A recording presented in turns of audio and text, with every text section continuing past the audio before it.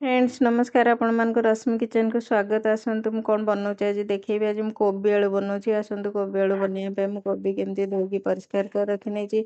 तापर गोटे pan बसईदेली pan गरम होगा तेल देली तेल लुण देकी कोबी की भलसे एमती भाजी नेली से टी भाजी हाँपाई छाड़देली जाकि मसला रेडी कली। मसला रेडी करने धनिया पाउडर हल्दी पाउडर लंका पाउडर ता साଙ୍ଗरे टिके कस्तूरी मेथी आउ टिके गरम मसला देकी मु पानी देकी एमती गोलैकी 5 मिनिट थोईदेली। मो कोबी भी हो गलानी।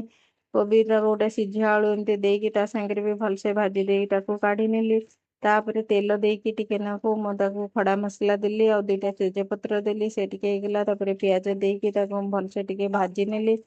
ହେଇଗଲା ପରେ ଗୋଟେ ଚାମଚ ଅଦା ରସୁଣ ପେଷ୍ଟ ଦେଇକି ତାକୁ ମଧ୍ୟ ଭଲସେ କଷି ନେଇଛି। ତାପରେ ଯୋଉ ମସଲା ମୁଁ ରେଡି କରିଥିଲି ତାକୁ ବି ଢାଳିକି ଭଲସେ ମୁଁ ଏମିତି କଷି ଭାଜି ଭୁଜା ଦେଲି। ତାପରେ ମୁଁ ଦିଟା ଟମାଟୋ ପିଉରି କରି ରଖିଥିଲି ତାକୁ ବି ଟିକେ ଦେଇକି ଭଲସେ ଏମିତି କଷି ନେଲି। ସ୍ୱାଦ ଅନୁସାରେ ଟିକେ ଲୁଣ ଦେଲି ଯେହେତୁ କୋବିରେ ଲୁଣ ଅଛି ମୁଁ ଅଳ୍ପ ଲୁଣ ଦେଲି। ଲୁଣ ହେଇଗଲା ପରେ ଯୋଉ କୋବି ଆଳୁ ରଖିଥିଲି ତାକୁ ପକେଇକି ଭଲସେ କଷି ହେଇଗଲା ପରେ ଟିକେ କଞ୍ଚା ଲଙ୍କା ଦୁଇଟା ଦେବେ ଫ୍ଲେଭର ପାଇଁ। ତାପରେ ସେ ହେଇଗଲାଣି ମୋର ଟିକେ ଗରମ ପାଣି ଅଧ ଗିନା ଦେଇଦେଲି। ଅଧ ଗରମ ପାଣି ଦେଇକି ହେଇଗଲା ପରେ ଗରମ ମସଲା ଦେଇକି ଧନିଆ ପତ୍ର ଦେଇକି ତାକୁ ମୁଁ ବନ୍ଦ କରିନେଲି। ଆପଣ ମାନେ ଏମିତି ବନେଇକି ଗରମ ଗରମ ଭାତ ବା ରୁଟି ସାଙ୍ଗରେ ଖାଆନ୍ତୁ ନିଶ୍ଚୟ ଭଲ ଲାଗିବ। ଯଦି ଆପଣ ମାନଙ୍କୁ ମୋ ଚ୍ୟାନେଲ ଭଲ ଲାଗୁଛି ପ୍ଲିଜ ଟିକେ ଲାଇକ୍ ସେୟାର ଏବଂ ସବସ୍କ୍ରାଇବ କରିବାକୁ ଭୁଲିବେ ନାହିଁ। ନମସ୍କାର।